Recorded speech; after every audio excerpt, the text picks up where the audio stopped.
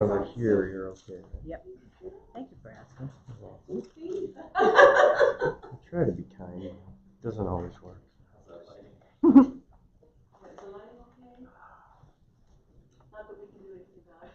No, no. It's fine. Right. You knew you'd get me to kneel eventually. Just a matter It of didn't time. happen on the strip though. No, so no, that's no. Cushy landing here. Yeah.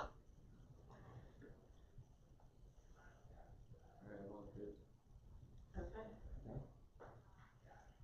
Are you by yourself? Oh, you ready to go? Oh, I don't know. Oh, you go. I don't know. You ready to go? Yeah, this is Yeah, amazing. It's your guys' It's like a show. politician, the That's other right. candidate in the debate can show up. We're here for you guys, so whatever, we don't know. We're together. Yeah, we are. But this is the start. This is the start. Are you asking questions? Oh. Then, But you could. I don't know what to ask. okay, well, Maybe you can start explaining You just why, need- maybe the presiding bishop can explain why you're here and what's going to be happening tomorrow. And You got our names and that basic stuff? yes, Yeah. they got all that stuff. media advisory, everybody identified. Well, tomorrow, right, today's Friday. yeah, I know. Okay, so tomorrow will be the ordination and consecration of Elizabeth as the 11th bishop, of the Episcopal Diocese of Nevada. And part of the reason that I'm here as presiding bishop of the Episcopal Church, and there will be a number of other bishops coming together, is that it's not only a celebration for Nevada and for the Episcopalians here, but it's also a celebration of the whole Episcopal Church and the whole Anglican communion. So there will be bishops as well as others here representing the entire global church. And while we in the Episcopal Church are a small church of less than 2 million, the Anglican communion of which we're a part is 85 million people. It's the third largest religious Christian denomination in the world. So this is the Church of Desmond Tutu. And so there will be bishops representing that worldwide church. And Elizabeth will be ordained as a bishop in the Church of God as a part of that entire community of faith. And so that's why there will be a number of bishops and others coming in from all over. So we represent folk all over the world. And where are you coming from? I'm coming from Washington, D.C. I was recently in the Diocese of Virginia, and but I spent a lot of my time in the Diocese of Washington. Well, welcome to Nevada. Thank you. Thank you. How's it feel to be here? It feels great. I love being here. I'm from the West. I was born in Colorado. I always say I had the best of both. So I was born in Colorado and learned to ski, when you can stand. And then my folks moved to San Diego when I was in middle school. So I went to middle school, high school, college on the beach. Surf, PE, and sailing. For credit. Yeah. So. And so, I heard it's been a couple of years since we've had a bishop here in Nevada. Yeah, 3 years. 3 years. Bishop Dan Edwards was the previous bishop, and he retired in 2018, 19. No, 18, and then 19 was, and then it's been 3 years without a bishop. But it just goes to show, right, the church needs leadership, but it also, does fine on its own. It's been growing, and even through COVID. Oh, so you and I were talking on the strip the other day about the number of women as bishops and the history of that. You can give just a quick little. And I think you might know more, but I think recently, in the last 22 elections, 15 have been women. So it's been an uptick, and they think in the House of Bishops for the Episcopal Church that maybe 10, 15 years, it might be 50-50. Do you think so? Our clergy already had that. So Right.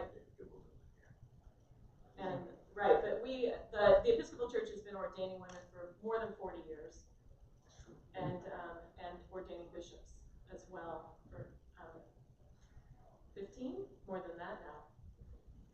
Mary Graves Reeve was as bishops, raising them up as bishops. Barbara Harris was in 1988. Oh, yeah, that's right. So, I mean, yeah. Our first bishop was Barbara Harris from Massachusetts, 1988. So kind of cutting edge on that one. Right. You know, you're like number 1,000 something. 1,141st. Yeah. Samuel Seabury's first. First American. First American bishop. So that's Right after the that's Revolutionary War. Do you have any plans or goals for the diocese?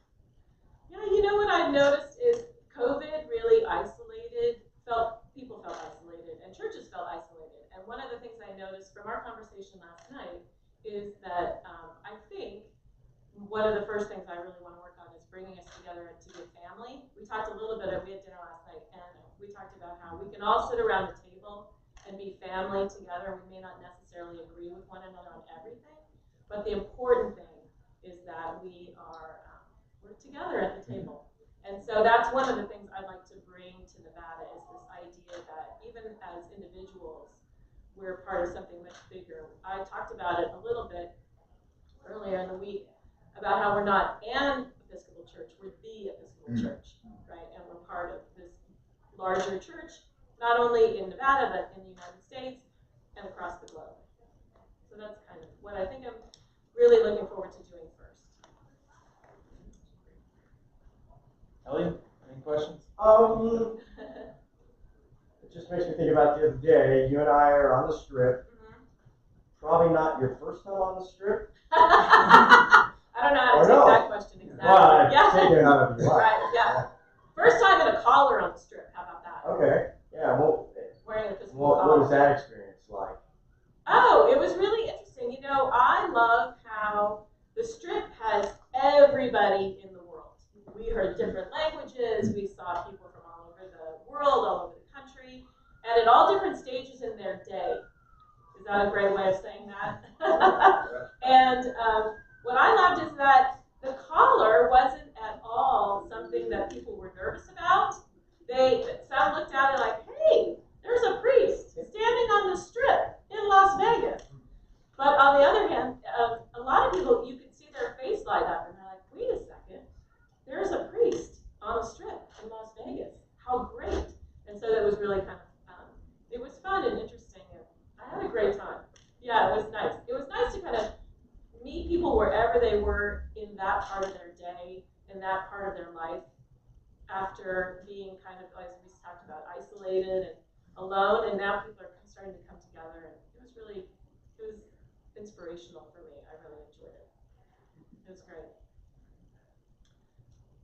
I mean, that's what I got. That's good. That's Yeah, good. is there anything else? Linda, did you have anything that you wanted us to cover? No, I think you covered it pretty well, and I love the significance of the worldwide Anglican communion throughout the country. And the glass ceiling broken. The stained glass ceiling, I think, was kind of broken by the first woman bishop from Nevada who became the presiding bishop. That's true. Previous to Bishop Curry. Right. And so this is a great state for a woman bishop. If you got plans for How amazing is it that I'm not the first woman bishop? That's what's newsworthy. Yeah. Is that I am not the first woman bishop. And that first woman bishop of Nevada went on to, she was your predecessor, right? She was the primate, the presiding bishop of the United States, of the Episcopal Church, worldwide. And some people don't think of Nevada in the context of religion necessarily. No. But I think we've made big news. Yeah, she was on the cover of Time magazine. She's pretty inspirational. And I don't know if you know this, when being from Washington, D.C., I have the great fortune of having, a wealth of riches. And so you would come and preach at the National Cathedral, and Bishop Catherine would come, and she'd come to the National Cathedral or to St. John's Lafayette Square, which is where my husband and I were members. And so I was going, when I was packing, I was going through my things, how you kind of go through, and I found where she had come to preach at Lafayette Square, and I'd taken notes in the service bulletin. Oh, did you? Yeah. Oh. So when I was led, right, before I'd been ordained, when you and I were dating, and we had gone to church together, yeah, and we took notes. We used to, I know, it's very dorky, very church nerd, But we used to go to church together when we first started dating, and then afterwards we'd go talk about the sermon at brunch. And so we would take notes. And so I found this Bishop Catherine had come to preach at St. John's Lafayette Square, and it was amazing. And so to have dinner with her a couple of weeks ago and realize that this is the woman who has paved the way for me has just been beyond words. Yeah. Also, I think your background in the political lobbying world before you decided to frying pan fire. Yes. Yeah. But I think a lot of people don't know that you previously worked on Capitol Hill as an aide to Congressman Barbara Connovich. She was the first woman congressman from Nevada, and she broke barriers too. So you've got a great history. Well, and I'm so lucky. I'm of the generation where I'm not the first, right? She was the first, Bishop Catherine was the first, and I get to reap the rewards of their extra hard work. Long, long hard work. And tough. Those were not easy times for women, not easy times for lots of people, so I'm very lucky. Yeah, Barbara Connovich was amazing. And she really is one of the reasons, well, she is one of the main reasons I looked at Nevada, but also that I get to know the whole state because of her. She represented the whole state of Nevada except Las Vegas. So we only had 2 members of Congress at that time. Nevada did. So they had a member from Las Vegas, and then she had the whole rest of the state. So it's essentially the same job, right? Where you have to be out and about and getting to know everybody in their individual context, and then as part of the greater whole. So, yeah. That's a great connection. Yeah, I know, right? And so I did campaigns in most of the Rocky Mountain West. So I did a campaign in Montana, and Idaho, and Wyoming, Nevada, Colorado, and going down, all of them, Oregon, Washington, and so I represented or worked for members of Congress and governors and issues all up and down the Rocky Mountain West. And so it's kind of like coming home. Thanks so much for your time. Thank you. Thanks for having me.